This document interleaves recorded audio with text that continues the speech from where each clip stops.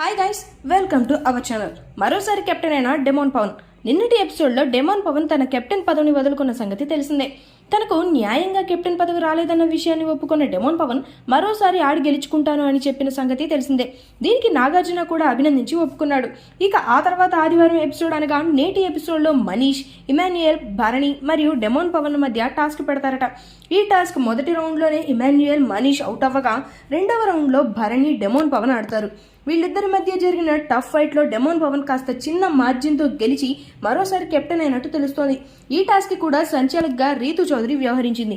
అయితే ఈ ఎపిసోడ్లో డెమోన్ పవన్కి ఒక రేంజ్లో పాజిటివ్ కానుంది. అన్యాయంగా నాకు వచ్చిందన్నది వద్దు, న్యాయంగా ఆడి గెలుచుకుంటాను అని చెప్పినప్పుడే డెమోన్ పవన్ జనాలకు బాగా నచ్చేశాడు.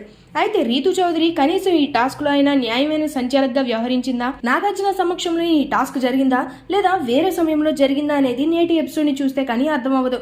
అయితే ఇప్పటి వరకు ఓనర్స్ గా వ్యవహరించిన వాళ్ళు టెనెంట్స్ గా వ్యవహరించిన వాళ్ళు ఓనర్స్ గా మారడంతో కెప్టెన్ గా డెమోన్ పవన్ తన తోటి టెనెంట్స్ కి టాస్క్లు ఇచ్చాడు.